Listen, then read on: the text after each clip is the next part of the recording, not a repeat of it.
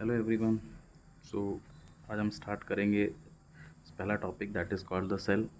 इससे पहले वाले टॉपिक में या प्रीवियस क्लास में आपने सेल के बारे में काफ़ी कुछ पढ़ा है। तो यहाँ पर एक छोटा सा क्विक रिकैप लेंगे और रिकैप के बाद फिर आगे बढ़ेंगे। तो सबसे पहले देखिए सेल क्या है, इसकी डेफिनेशन देख लेते हैं। It is a basic structural and functional unit of life. ये सब आप लोगों ने प्रीवियस क्लास में पढ़ा हुआ है कि सेल क्या है, basic structural and functional unit of life. और वहीं से इसका आगे ओरिजिन स्टार्ट होगा। फिर जो हमारा टॉपिक है सेल और सेल डिवीज़न। ओके, तो सेल डिवीज़न देखिए, सेल डिवीज़न सबसे पहले यही जान लेते हैं सेल डिवीज़न होता क्या है। So it is a process by which life perpetuate generation after generation, यानी एक जनरेशन से दूसरी जनरेशन तक ये लगातार बढ़ती जाएगी और इसके साथ साथ कुछ जेनेटिक फीचर्स भी जो हैं वो आगे बढ़ते जाएंगे। ओके, अब इसकी नीड क्यों है? इसकी नीड है फॉर रिप्रोडक्शन,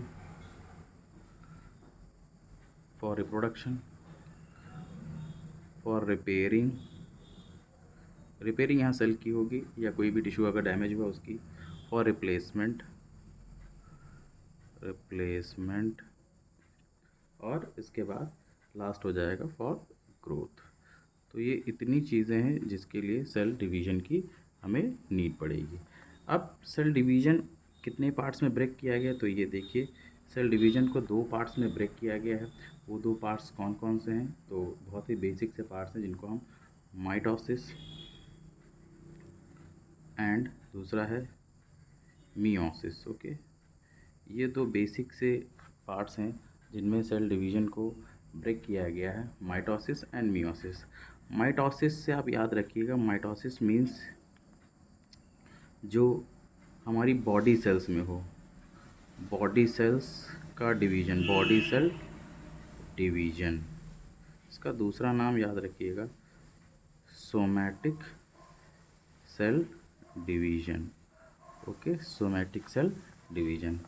फिर दूसरा है मी से यानी हमारी बॉडी के अंदर, हमारी बॉडी के अंदर मतलब reproductive parts, reproductive parts. Okay, reproductive parts में जो डिवीज़न होगा वो कहलाएगा मियोसिस। और ये दो जगह होगा, मेल फीमेल दोनों बॉडीज़ में अलग अलग होगा।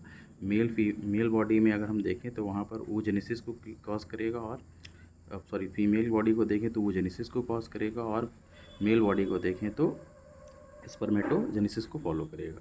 तो ये दो मेन बेसिक सेल डिवीज़न हो जाएंगे। इसके बाद अब सेल डिवीज़न अगर स्टार्ट होगा तो सेल में आपने देखा होगा कि सेल के अंदर जो न्यूक्लियस होगा वहाँ पर कुछ स्ट्रक्चर्स बनते हैं जिनको हम लोग बोलते हैं क्रोमोसोम्स।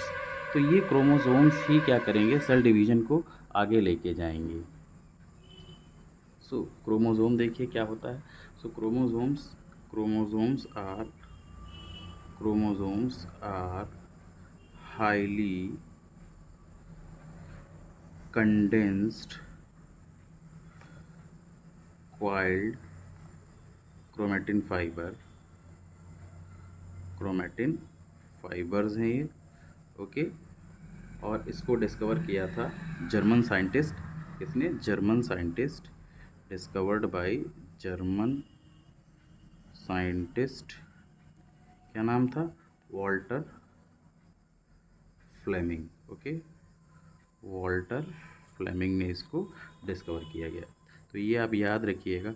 तो सेल के अंदर ये जो क्रोमोसोम है यही आगे डिवीज़न को बढ़ाएंगे, और ये जब डिवीज़न को बढ़ाएंगे तो आगे जो प्रोसेस होंगी माइटोसिस और मियोसिस, ये उसी को लीड करेंगे। तो उससे पहले हम लोग क्रोमोसोम को बहुत ही अच्छे तरीके से जानेंगे। तो क्रोमोसोम क्या है? Highly condensed coiled chromatin fibres, जिसको डिस्कवर किया था जर्मन साइंटिस्ट वॉल्टर फ्लेमिंग ने। इसके बाद हम लोग इसकी अपीयरेंस की बात करेंगे। तो क्रोमोसोम अपीयर कब होगा? तो ये हमेशा याद रखिएगा, ये हमेशा सेल डिवीज़न के टाइम ही अपीयर होंगे। कब अपीयर होंगे? सेल डिवीज़न के टाइम पर। और कहाँ अपीयर होंगे? तो सेल के न्यूक्लियस के अंदर। ओके, तो अब क्रोमोसोम की अगर हम कंसिस्टेंसी की बात करेंगे या इसके कॉन्स्टिट्यूएंट कौन कौन से हैं, तो ये मेनली दो चीज़ों से मिल करके बना है। देखिए, डीएनए कितना होगा? 40%, याद रखिएगा 40% डीएनए से और 60% हिस्टोन। हिस्टोन एक प्रोटीन का डेरिवेटिव है। Okay, histones is the derivative of protein. तो ये हो जाएगा। अगर इसके स्ट्रक्चर को देखें तो ये जो क्रोमोसोम हमारा ये सेंट्रली लोकेट, सेंटर से बिल्कुल अटैच रहेगा, उस पॉइंट को हम सेंट्रोमियर बोलेंगे। और ये जो अलग अलग आपको दो लेग या विंग्स आप कह सकते हैं, इसको हम बोलेंगे क्रोमेटिड्स। ओके, अगर इसके हम क्रोमोसोम के पाथवे को ट्रैक करें तो इसका पाथ देखिए क्रोमोसोम से डीएनए तक का दिया गया है। ये अक्सर करके एग्ज़ाम पॉइंट ऑफ व्यू से बहुत ही ज़्यादा इंपॉर्टेंट है, पूछ लेता है। तो इसके हम पाथवे को ज़रा देखेंगे तो सबसे पहले सेल, अगर आप सेल को देखें तो सबसे जो मेन कंटेंट आपको विजिबल होगा वो सेल के अंदर आप जानते हैं न्यूक्लियस रहता है जो कि पूरी सेल की वर्किंग कंट्रोल करेगा। उसको फॉलो करेंगे क्रोमोसोम्स जो कि हाईली कंडेंस्ड फॉर्म में नज़र आएंगे। फिर वो क्रोमोसोम्स क्रोमेटिन फाइबर के बने होंगे। क्रोमेटिन फाइबर ये जो मैंने बताया ये क्रोमेटिन फाइबर हो जाएगा, इसकी कंसिस्टेंसी इधर हो जाएगी। उसको फॉलो करेगा न्यूक्लियोसोम्स। ओके, अब यहाँ पर न्यूक्लियोसोम्स क्या है तो उसको थोड़ा सा एनहांस कर देते हैं। ओके, तो न्यूक्लियोसोम देखिए, तो न्यूक्लियोसोम क्या होता है, तो एक सिंगल क्रोमोसोम में बहुत सारे मिलियंस जो है न्यूक्लियोसोम अगर देखें तो क्या कहलाएगा न्यूक्लियोसोम। एक कॉम्प्लेक्स सब्सटेंस होगा, ये एक बहुत ही ज़्यादा कॉम्प्लेक्स सब्सटेंस जो कि एक ये जो हिस्टोन्स की बॉल होती है इनको पूरी तरीके से अपने आप में सराउंड करके रखेगा। इसी को हम क्या बोलेंगे, न्यूक्लियोसोम बोलेंगे। और ये आपको तब देखने को मिलेगा जब आप इसके स्ट्रक्चर को अच्छे से देखेंगे। इसका स्ट्रक्चर भी आपको दिखा दिया जाता है। ये इसका स्ट्रक्चर देखें आप, तो ये देखिए आपको ये क्रोमेटिड्स दिए गए हैं और क्रोमेटिड से इसका पूरा पाथवे दिया गया, आप देखिए। और इसके बाद नीचे आपको डीएनए मिलेगा। नीचे आप अगर देखें तो डीएनए के साथ साथ आपको ये हिस्टोन्स और ये जो आपको बॉल्स नज़र आ रही हैं 1 से लेकर के 8 की जो नंबरिंग की गई, इन्हीं को जो कॉइलिंग की गई that is called the nucleosomes. तो इन्हीं को हम न्यूक्लियोसोम बोलेंगे। और बहुत सारे मिलियंस ऑफ न्यूक्लियोसोम एक क्रोमोसोम के अंदर मिलेंगे। इसके बाद आगे देखिए, तो हम उसके बाद आगे बढ़ेंगे तो डीएनए हमें मिलेगा। तो डीएनए क्या होता है, डीऑक्सी राइबो न्यूक्लिक एसिड।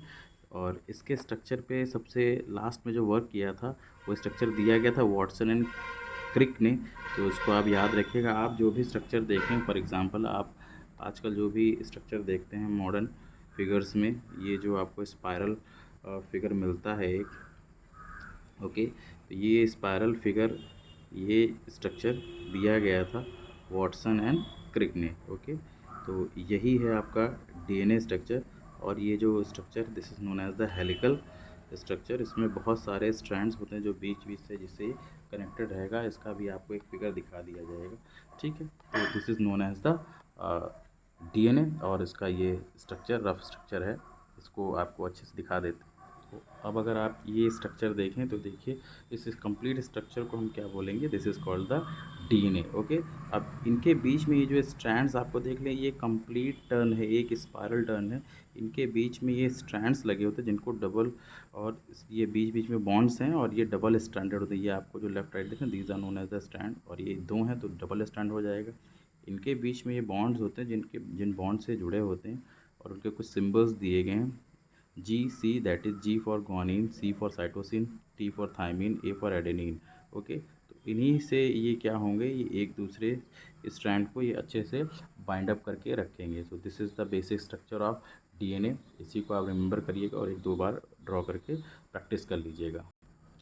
इसके बाद आगे देखिए, फिर ये दोनों स्ट्रैंड मिल करके क्या हो जाएंगे, देखिए each strand is composed of repeating nucleotides. तो ये दोनों जो स्ट्रैंड्स हैं ये रिपीटिंग न्यूक्लियोटाइड से मिल करके बना होगा, जो कि 3 कंपोनेंट से बेसिकली बना हुआ है। वो कौन सा है, phosphate, sugar that is pentose, और लास्ट में नाइट्रोजन बेस जो कि इंटरनली आपको मिलेगा।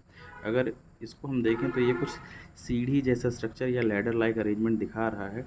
और इनमें जो बेसिस अभी मैंने बताए थे आपको डीएनए के स्ट्रक्चर में, उनको देखिए तो बेसिस आर एडेनिन को ए से, guanine G, cytosine C, and last one is the thymine T. इसको टी से हम लोग रिप्रेजेंट करेंगे। तो ये हो जाएगा आपका यहाँ तक पूरा डीएनए का बेसिक। इसके बाद फिर हम डीएनए रेप्लिकेशन की बात करेंगे।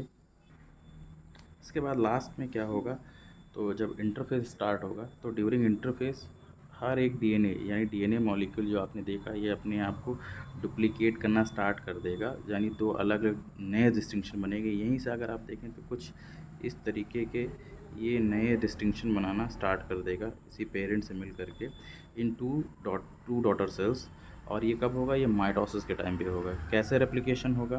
तो डीएनए जो है डबल हेलिक्स वो ओपन हो जाएगा एट वन एंड, यानी किसी एक कॉर्नर से ही अपने आप को अलग करेगा, making the two strand free to which new strands begin to form.